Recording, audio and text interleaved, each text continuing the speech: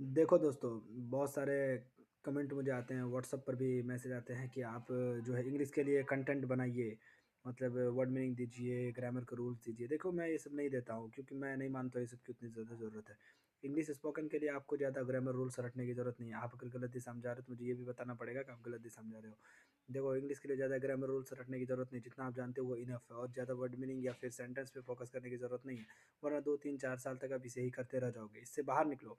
बाहर निकलने का मतलब ये है कि आप प्रैक्टिस करो, और प्रैक्टिस में जहाँ जो चीज़ आपको सीखने मिलता है उसे सीखते भी चलो, और जो नहीं आता है वो और जो है वो सीखने की कोशिश करो। लेकिन सीखना कैसे है, देखो आपको ये समझना पड़ेगा आप कौन से एरिया में स्पोकन इंग्लिश स्पोकन करना चाहते हो। कुछ लोग हैं जैसे टीचिंग में हूँ मैं, तो टीचिंग के एरिया में करता हूँ। कुछ लोग हैं जो स्पोर्ट इंडस्ट्री में, स्पोर्ट्स से रिलेटेड करेंगे। कुछ लोग और भी अदर इंडस्ट्री में, बिजनेस इंडस्ट्रीज में है।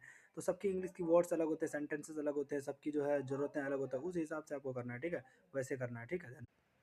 इसलिए जो है मैं ये समझाना चाह रहा हूँ कि देखो इतना ग्रामर रूल्स पर, उतना जो है सेंटेंस पर, उतना जो है वर्ड मीनिंग पर फोकस मत करो।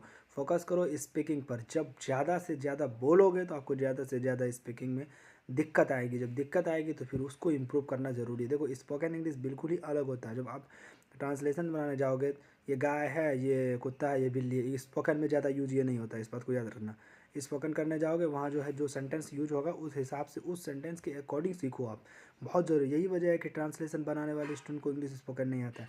क्योंकि सिर्फ ट्रांसलेशन बना लेने से इंग्लिश स्पोकन नहीं आएगा। आपको ये देखना पड़ेगा उसमें कौन सेंटेंस आपके काम के हैं, उस सेंटेंस को सीखना बहुत ज़रूरी है। इसलिए ज़रूरत है कि अपने वीक एरियाज़ को समझिए, पहले अपनी प्रॉब्लम्स को समझिए, उसके बाद उस प्रॉब्लम्स पे जो है आप काम कीजिए, और काम करने के बाद तब आप अचीव कीजिए सक्सेस को, तब मज़ा आएगा आपको। और धीरे धीरे चीज़ें बदलिए, धीरे धीरे बदलना पड़ेगा। आप अपने अकॉर्डिंग सीखना चाहते हैं, आपके अकॉर्डिंग सीखने से नहीं होगा, नियम के अकॉर्डिंग सीखिए। नियम कहता है अगर स्पोकन सीखना है तो आपको स्पोकन पे ध्यान देना पड़ेगा। आपको ये नहीं कि ग्रामर सीखने पड़ गए, तब तो 3 4 साल ग्रामर सीखो, फिर ग्रामर के सारे 200 300 रूल्स हो जाएंगे। अलग अलग यूट्यूब चैनल अलग अलग रूल्स बताएंगे, उसको सीखते रहो, फिर उसी में घूमते फिरते आप रह जाओगे।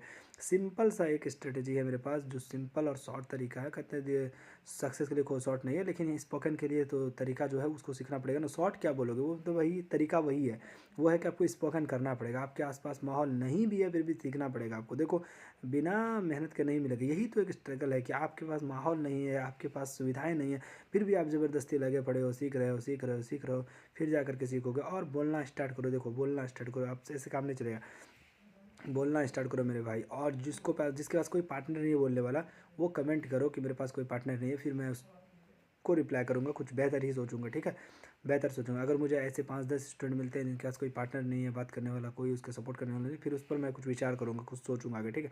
थैंक यू, धन्यवाद। इस चैनल को सब्सक्राइब कीजिए, लाइक कीजिए, सपोर्ट कीजिए और बने रहिए इस चैनल।